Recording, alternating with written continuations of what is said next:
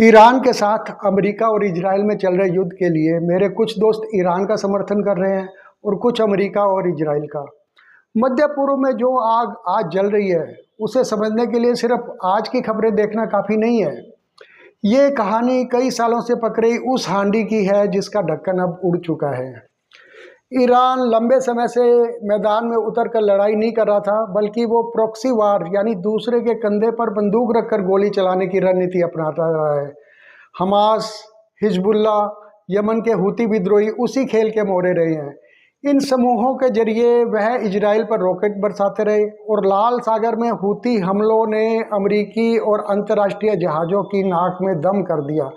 मतलब साफ था, सामने से नहीं तो पीछे से ही सही, लेकिन दबाव लगातार बनाए रखना। फिर आया 7 अक्टूबर 2023 का वो दिन जिसने पूरे खेल की दिशा ही बदल दी। हमास ने अचानक इजराइल पर ऐसा हमला बोला कि दुनिया सन्न रह गई। आसमान, जमीन, समुद्र, तीनों रास्तों से घुसकर आतंकियों ने कई इलाकों में कत्लेआम मचा दिया। लगभग 1200 इजरायली नागरिक मारे गए और करीब 250 लोगों को बंधक बना लिया गया। इस हमले ने मानो शेर को जगा दिया हो। उसके बाद इजराइल ने गाजा में ऐसा सैन्य अभियान चलाया कि पूरा इलाका जंग का मैदान बन गया। इस जवाबी हमले में गाजा की हालत शमशान जैसी हो गई। हजारों लाखों फिलिस्तीनियों की जान चली गई, लाखों लोग बेघर हो गए और 23 लाख की आबादी वाला यह छोटा सा इलाका तबाही का मंजर बन गया। शहर खंडर में बदल गए और आम लोगों की ज़िंदगी मानो रुक सी गई। लेकिन कहानी यही नहीं रुकी। इजराइल ने अमेरिका के समर्थन के साथ तय कर लिया कि सिर्फ लक्षण नहीं, बीमारी को जड़ से मिटाना है। इसलिए गाजा के साथ साथ उसने हिजबुल्ला और हूती नेटवर्क पर भी लगातार हमले तेज कर दिए।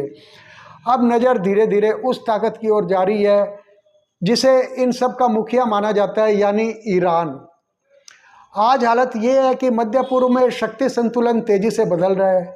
चाहे ईरान में सत्ता बदले या ना बदले, लेकिन अमेरिका और इजराइल की रणनीति साफ दिखाई दे रही है कि ईरान की सैन्य और राजनीतिक ताकत को इतना कमज़ोर कर दिया जाए कि वो भविष्य में सिर उठाने के लायक ही ना रहे। इस पूरे घटनाक्रम का असर सिर्फ मध्य पूर्व तक सीमित नहीं रहा। तेल की कीमतों से लेकर शेयर बाजार तक और अंतर्राष्ट्रीय सुरक्षा से लेकर वैश्विक राजनीति तक इसकी लपटें दुनिया भर को छू रही हैं। इसलिए इस संघर्ष को कौन सही कौन गलत के चश्मे से देखना ठीक नहीं है।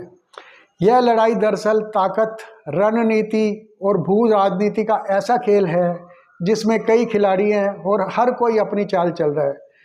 सच तो यह है कि मध्य पूर्व की यह कहानी सिर्फ युद्ध की नहीं है, बल्कि उस शतरंज की है जिसमें हर चाल के पीछे दूरगामी खेल छिपा हुआ है और उसका असर पूरी दुनिया महसूस कर रही है।